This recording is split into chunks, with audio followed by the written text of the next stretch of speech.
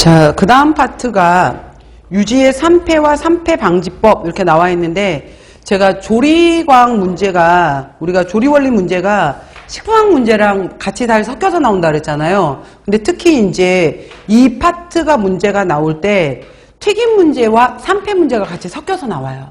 그래서 그 식품학 부분을 꼭 한번 다시 한번 이거 공부하시고 나서 보셔야 돼요. 같이 섞여서 나오니까.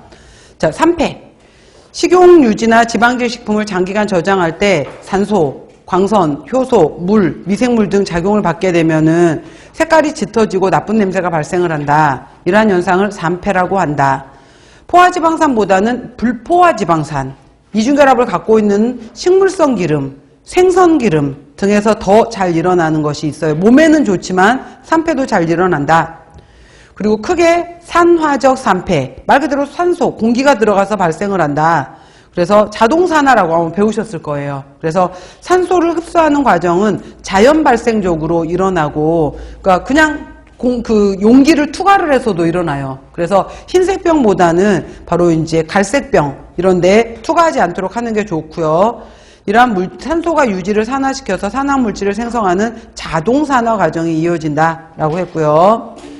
또 유지는 튀기는 과정 중에서 내가 튀겨지는 과정, 조리하는 과정 중에서 수분이 나와요. 수분, 산알칼리, 또 리파제와 같은 효소에 의해서도 가수분해가 되면서 유리지방산, 글리세롤 이렇게 만들어지는 것을 가수분해적 3패라고 한다.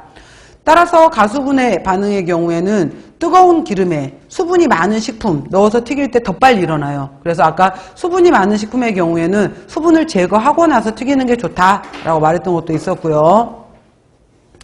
따라서 3패를 방지하려면 어떻게 할 건데, 유지를 산소가 투과하지 못하게 불투명한 용기, 갈색병, 그 다음에 차가운 곳, 어둡고 서늘한 곳에 보관을 해라. 그 다음에 한 번 튀긴 다음에 15리터를 사용했는데 한 번 쓰고 버리자니 너무 아까워. 그럴 때는 고운 채 사용해서 안에 들어있는 부스러기들 다 제거한 다음에 보관을 해라. 그 다음에 쓰던 기름, 새 기름 혼합하지 말아라. 항산화제를 사용할 수가 있다라는 거예요. 그래서 항산화제 종류 중에서 자, 천연 항산화제에 토코페롤이 있는데, 이 토코페롤은 우리가 영양학 시간에도 배웠던 건데 비타민 E의 다른 이름이 토코페롤이었어요. 그래서 이것들이 항산화 작용을 하기도 하고요. 그래서 식물성 기름은 자체적으로 내가 불포화지방을 많이 갖고 있기 때문에 이거를 또 막을 수 있는 항산화제도 같이 갖고 있는 경우가 있어요. 이걸 비타민 E. 세사몰은 아까 누가 갖고 있었나요?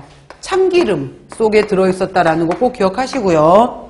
그 다음에 고시폴은 누가 갖고 있었냐면은 면실류가 갖고 있었죠. 독성분이긴 했어요. 그 다음에 카테킨은 녹차, 갈릭산이라는 것들도 있고요. 그리고 우리가 식품위생학 시간에 아마 여러분들 배우셨을 거예요. 합성 항산화제. 그래서 뷰틸레이티드 하이드록시 아니솔 BHA, 뷰틸레이티드 하이드록시 톨루엔 BHT, 프로필갈레이트, 뭐 여러 가지 EP 이런 성분들이 있다라고 했고요.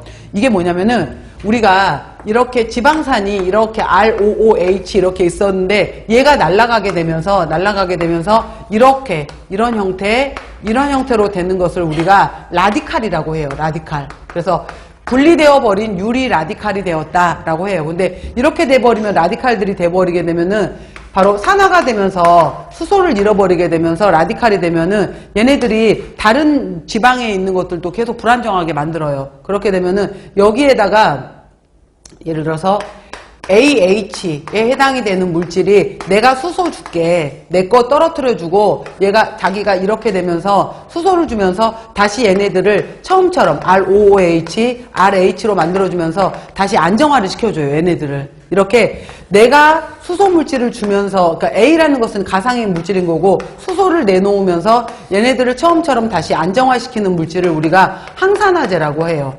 그러면은 이 항산화제가 다시 또 기능을 할 수 있도록 얘한테 또 수소를 주는 물질이 있어요. 이거를 우리가 상승제라고 해요. 상승제. 그래서 식품학 시간에 배울 텐데 이 상승제 역할을 하는 것들은 바로 산들이에요. 그러니까 이 상승제는 직접적으로 이 라디칼들을 제거를 하지 못하고 이 항산화제를 도와주는 물질을 우리가 상승제라고 하는 거예요. 그러니까 항산화제가 있고 상승제가 있다라는 거 정도만 보시면은 바로 항산화제에 바로 구연산, 비타민C, 인산과 같은 상승제 물질이 들어가게 되면은 얘네들이 항산화 효과를 더 높여주는 것도 있다라는 거예요. 참고로.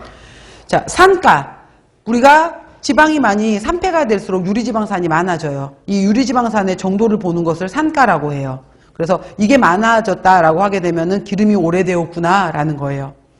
자, 요오드가라는 것이 있는데 요오드는 불포화 지방산이 많은 곳에 들어가요. 근데 우리가 산패가 많이